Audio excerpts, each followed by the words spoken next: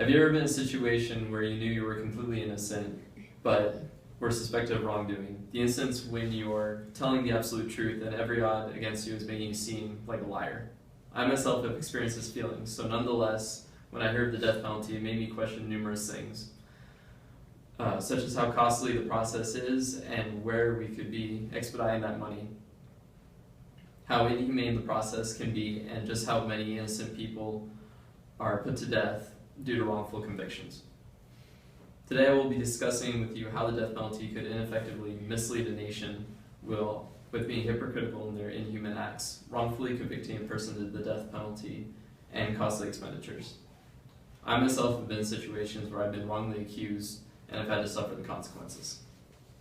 The death penalty has miffed our nation more than it has been beneficial. The most common causes of wrongful conviction are false confessions, government misconduct, and eyewitness error. Along with the costly procedure of the death penalty, it also exhibits the wrong message to the U.S. about murder being acceptable if done by government stipulations. According to ABC News in 1975, 3 men were wrongfully convicted and originally jailed for the murder of a Cleveland businessman. After a 12-year-old witness told the police that he had seen them attack the victim, they were immediately sentenced to death. Nearly 40 years later, they walked free as free men, after the state's witness in the case admitted that he gave his testimony under police intimidation. According to the Lubbock Avalanche Journal, Gray County spent $1.9 million for the death penalty against Levi King, who pleaded guilty to slaying a pregnant woman, her husband, and her son. Later down the line, you could possibly be at the wrong place at the wrong time, and it could ultimately lead to you being imprisoned and sentenced to death for a crime you never committed. With all this being said, I urge you to support the eradication of the death penalty. According to Forbes.com, the overall cost of the death penalty trials and their corresponding sentencing are highly expensive. We would save a substantial amount of money by sentencing the guilty to life in prison instead of execution. According to deathpenalty.org, many of these individuals have been exonerated even as recent as this year.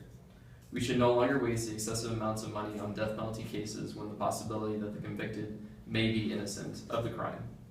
The execution of the individual on death row alone is humane.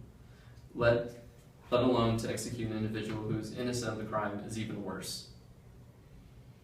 Even so, to execute an individual for crimes they possibly committed only advertises that sometimes it is okay to kill. There are 18 states that have abolished the death penalty. Statistics support that states without the death penalty actually have lower murder rates than those states that impose the death penalty. Only about 3 states with the death penalty are ranked in the top 25 states with the highest murder rates, such as Michigan, Alaska, and New York. To reiterate on how costly death penalty cases are in comparison to life sentences, in Kansas, a death penalty case costs $1.26 million. It costs approximately $740,000 to sentence a person to life in prison. You can see the substantial difference in costs, and this is only reviewing a single state. According to NCADP.com, if the death penalty is abolished, the money saved can be carefully redirected to state programs that successfully address the crime rate. These programs include primary education, gang prevention, and mental health services, along with drug and alcohol treatments. According to NBCNews.com, America's image would improve in countries by abolishing the death penalty. According to the International Commission Against the Death Penalty, there can be dangers from not abolishing the death penalty. Ron McAndrew, a former prison warden on Florida's death row, stated that many of his colleagues turned to drugs and alcohol, and some even committed suicide knowing man died in their hands. Eliminating the death penalty gives those who are wrongly convicted more time to prove themselves. With the death penalty in existence, it is often used in a disproportionate manner against the poor, minorities, and members of racial, ethnic, political, and religious groups. I challenge you all to have an open-minded approach for abolishing the death penalty. Just because a crime was committed does not mean the death penalty is just. The death penalty is inhumane, extremely costly for taxpayers, and does not deter crime, so therefore it should be abolished for good. The 8th Amendment of the U.S. Constitution prohibits cruel and unusual punishment, ultimately stating that the capital punishment is forbidden. According to Koning and Rustad, the death penalty raises the question of inhumanity because the fact that children may reason some murders less than others.